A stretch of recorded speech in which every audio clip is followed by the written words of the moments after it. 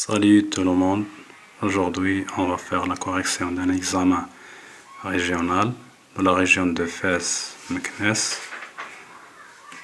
Voilà donc l'exercice 1, il contient plusieurs questions de différents types. Donc l'exercice 1, il concerne la partie du mécanique. La partie du mécanique, d'accord? Voilà.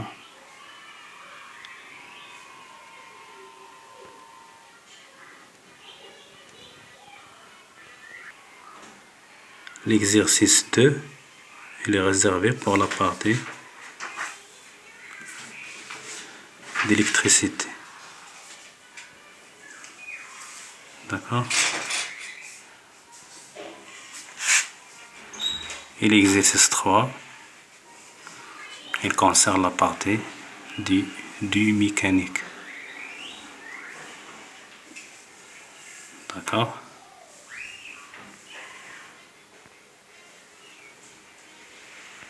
Voilà donc les 3 exercices de ces examens-là.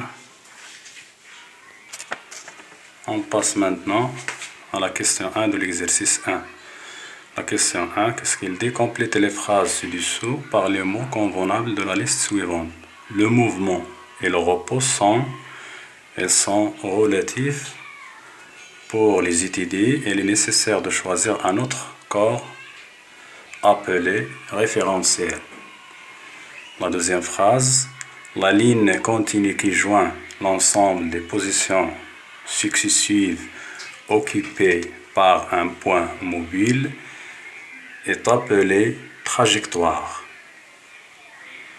La troisième phrase, il dit le mouvement d'un mobile est dit accéléré si sa vitesse augmente de plus en plus avec le temps et si sa vitesse reste constante au cours du temps, on dit que le mouvement est uniforme. On passe à la question 2.1. Quelle est la nature des mouvements des points M? Justifiez la réponse. D'après la chronophotographie, on observe que les distances parcourues en même temps augmentent. Cela veut dire que le mouvement est accéléré. D'accord? Le mouvement accéléré car les distances parcourues en même temps augmentent. Après, calculer en unité internationale la valeur de la vitesse moyenne des points M entre les positions M0 et M5. En unité internationale, ça veut dire en mètres par seconde. C'est la question 2.2. On sait que Vm égale à D divisé par T. La distance divisée par le temps. La distance c'est de M0 jusqu'à M5 divisé par T. La distance de M0 jusqu'à M5, regardez, un carreau égale à 1 cm. Vous avez 7 carreaux et demi, ça veut dire 7,5 cm. Divisé par le temps qui sépare deux images successives, il est égal à 0,04. De M0 jusqu'à M5, vous avez 5 parties, ça veut dire 5 multiplié par 0,04 secondes, il est égal à 0,2 mètres. Je dois convertir le 7,5 cm en mètres, je dois la diviser par 100. J'ai trouvé 0,075 mètres et j'ai la divisé par 0,2 mètres. J'ai trouvé que Vm égale à 0,375 mètres par seconde. On passe maintenant à la question 3.1. Vous avez dans la question 3 un texte. Donc la question 3.1. Calcule la distance de réaction du conducteur. On sait que la distance de réaction dr égale à V multiplié par tr. Donc dr est égal à 20 mètres par seconde. Vous avez V dans le texte, il est égal à 20 mètres par seconde. Je dois la multiplier par TR. Vous avez aussi TR qui est égal à 1 seconde. Donc 20 mètres par seconde multiplié par 1 seconde. je dois trouver 20 mètres. Voilà donc la distance de réaction. La question 3.2, calculer la distance d'arrêt. On sait que dA égale à dr plus df. Je remplace dr par sa valeur. J'ai déjà calculé dans la question 3.1. J'ai trouvé que dr égale à 20 mètres.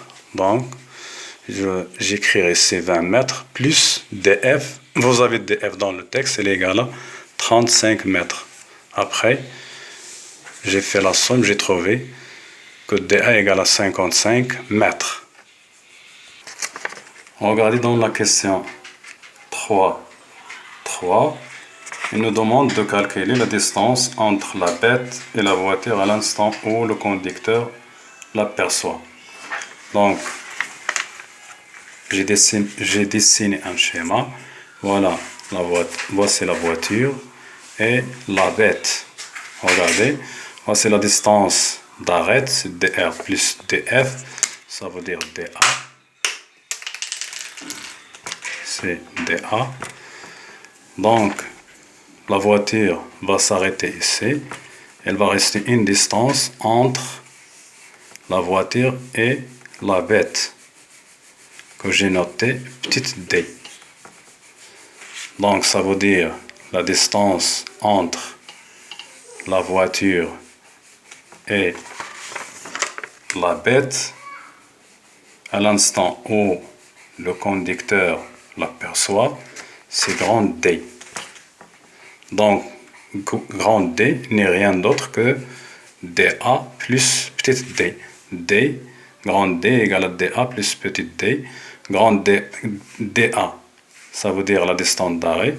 J'ai déjà calculé dans la question 3.2, elle est égale à 55 mètres, plus le petit d que vous avez dans la question 3.3. Ça veut dire la somme des deux distances-là. J'ai trouvé qu'il est égal à 70 mètres. D'accord? On passe maintenant à l'exercice 2. Regardez, qu'est-ce qu'il dit la question numéro 1.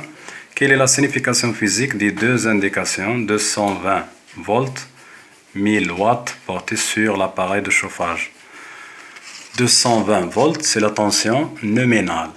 1000 watts, c'est la puissance nominale. La deuxième question, calculer l'intensité U, l'intensité I du courant électrique qui traverse l'appareil de chauffage lorsqu'il fonctionne normalement. Donc, on va utiliser là la relation de la puissance. On sait que P égale à U multiplié par I, ça veut dire I égale à P divisé par U. P, c'est 1000 watts divisé par 220 volts. J'ai trouvé que I égale à 4,54 ampères. La troisième question, calculer la résistance de l'appareil de chauffage. Vous pouvez utiliser ici aussi, deux relations. Soit d'utiliser loi d'Ohm ou d'utiliser la relation P qui est égale à R fois I à la puissance 2. Vous avez déjà la puissance et l'intensité, donc vous pouvez conclure la valeur de la résistance. Donc j'ai préféré d'utiliser la loi d'Ohm. D'après la loi d'Ohm, on a U égale à R multiplié par I. Donc R égale à U divisé par I.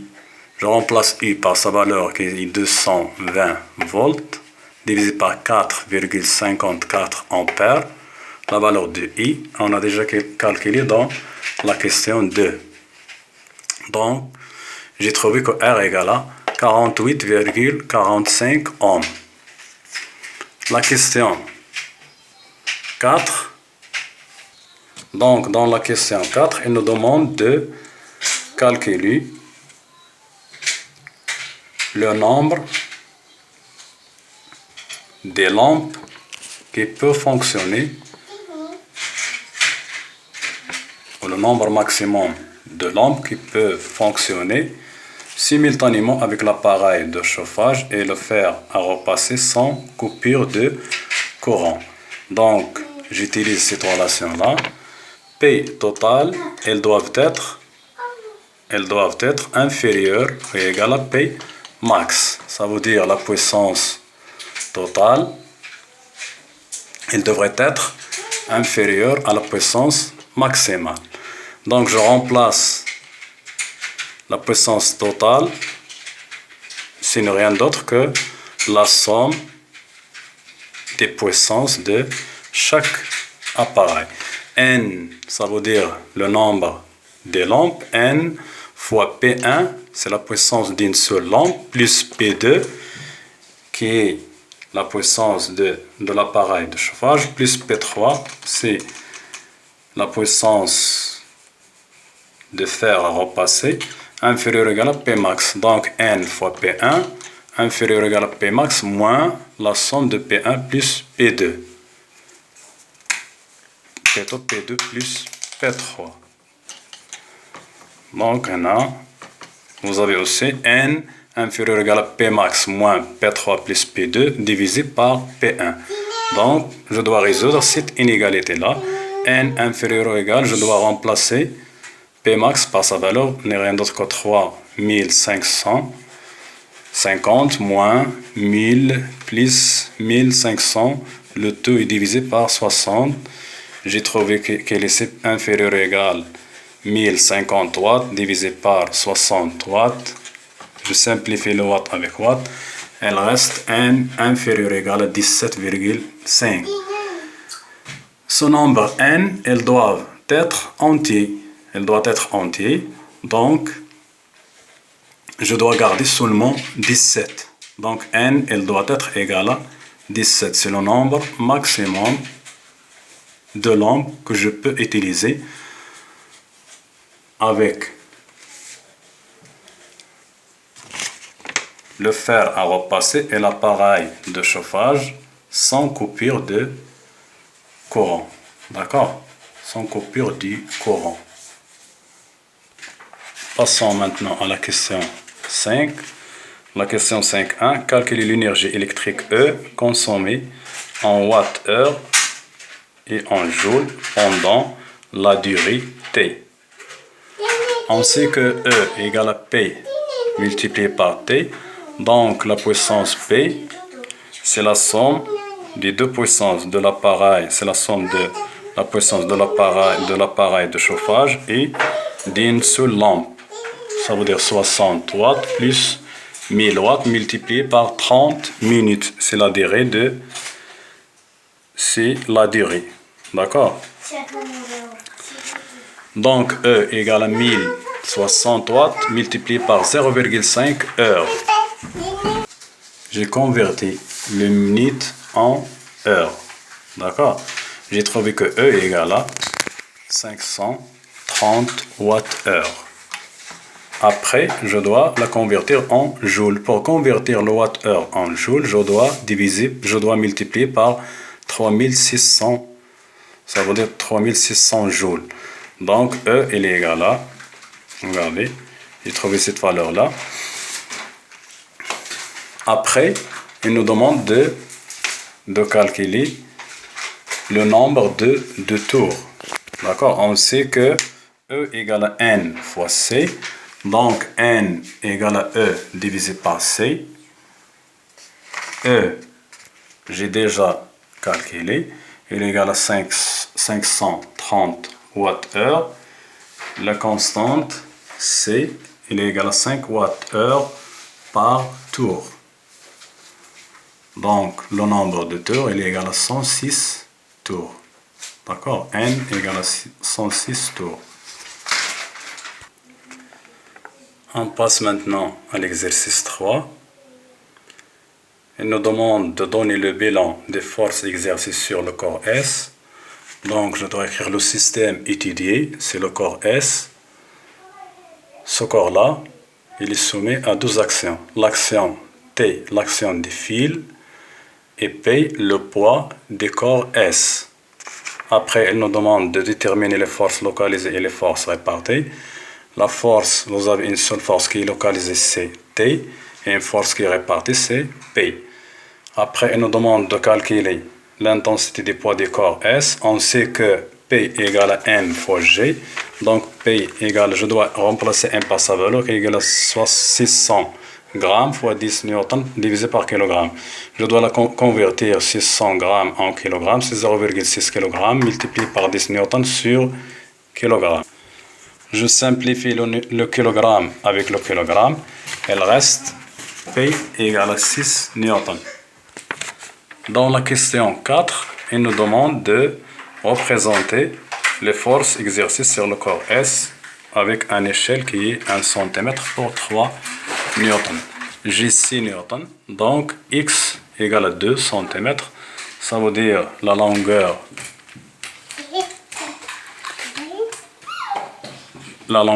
ou le modèle des deux vecteurs T et P, il est égal à 2 cm. Donc, je dois dessiner la vecteur P, son point d'action qui est G, de G vers le bas. D'accord? Ici, je dois dessiner 2 cm, c'est P. Et T, c'est de ce point-là, le point de contact entre le fil et le corps S vers le haut. Le sens de ce point-là vers le haut. D'accord? Il est aussi égal à, son modèle, il est aussi égal à 2 cm. Dans la question 5, il nous demande de calculer l'intensité des poids des corps S sur la surface de la ligne où l'intensité de la pesanteur est égale à 1/6 de sa valeur à la surface de la Terre. Donc, je dois écrire la relation PL, ça veut dire la puissance ou le poids de ce corps S sur la Lune égale à M fois GL. C'est la constante, c'est la pesanteur. C'est l'intensité de la pesanteur sur la Lune. La Lune, il est égal à l'intensité de pesanteur de la Terre divisé par 6. M, j'ai déjà la calculé, égale à 0,6 kg multiplié par 10 newtons sur kilogramme, le tout divisé par 6. Donc, je dois simplifier le kilogramme avec le kilogramme. 0,6 fois 10 n'est rien d'autre que 6 newtons divisé par 6. Ça veut dire qu'il est égal à 1. Donc, l'intensité ou le poids du corps S sur la surface de la ligne, il est égal à 1 newton.